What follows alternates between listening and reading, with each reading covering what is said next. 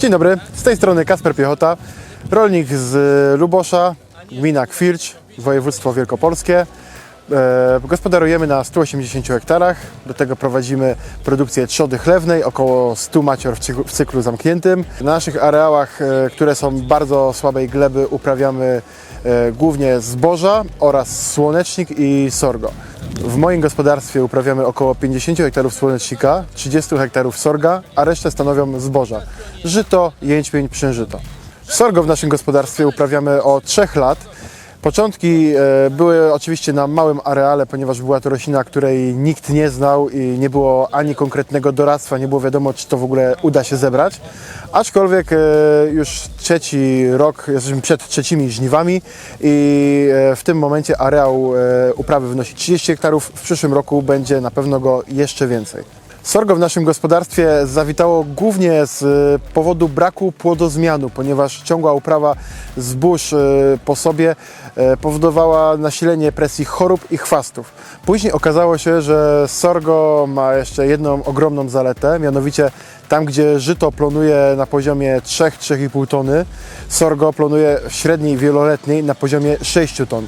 Coś, czego się kompletnie spodziewaliśmy, że będą aż tak dobre wyniki, jednakże bardzo pozytywnie się zaskoczyliśmy. Sorgo jest u nas rośliną przede wszystkim paszową, którą uprawiamy typowo pod paszę dla trzody chlewnej.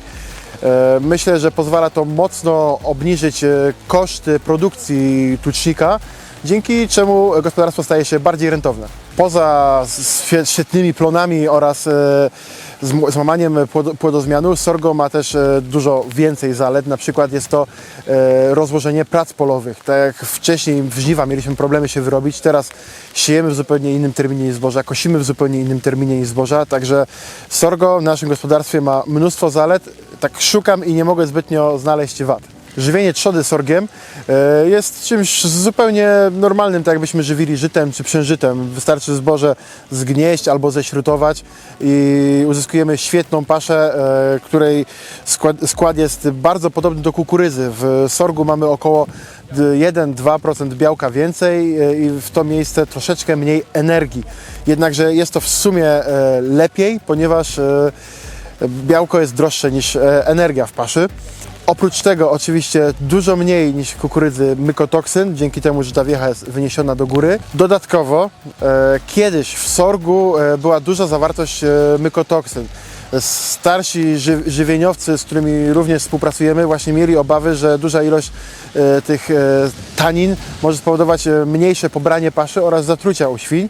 Jednak genetyka sorga poszła tak do przodu, że sorgo jest praktycznie beztaninowe albo niskotaninowe i naprawdę nie szkodzi zupełnie świniom, naprawdę jedzą je ze smakiem. Wybierając odmiany na nasze pola, przede wszystkim sugerujemy się doświadczeniem.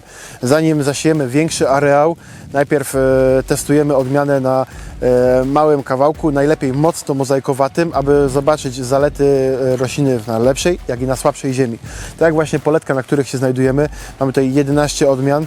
Możemy sobie porównać, które odmiany są najlepsze, na jakie ziemie, ponieważ poletki zaczynają się klasą 6, a kończą się klasą 4. Dzięki czemu na przyszły rok już mamy jakieś doświadczenie, co, gdzie lepiej zasiać.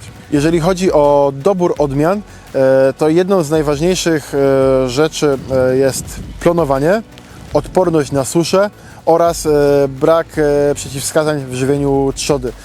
Z tego co wiem, większość odmian dostępnych na polskim rynku nie ma żadnych przeciwwskazań w żywieniu trzody, więc tutaj akurat to nam nie szkodzi. Trzeba uważać, jeżeli odmiany mamy jakieś ściągnięte z zagranicy, mogą być jakieś różne nieprzyjemne niespodzianki. A wracając jeszcze do plonowania i odporności na suszę, często nie chodzi nam o najwyższe poziomy planowania, jakie rośliny są w stanie osiągnąć, tylko o to, żeby one wytrwały w czasie suszy i wydały nam może nie jakiś rewelacyjny plon rzędu 10 ton, ale na tych słabych ziemiach, żeby nam dały 6 ton. Wybierając materiał siewny, przede wszystkim kierujemy się doświadczeniem oraz tym, co w latach poprzednich dana hodowla nam zaoferowała.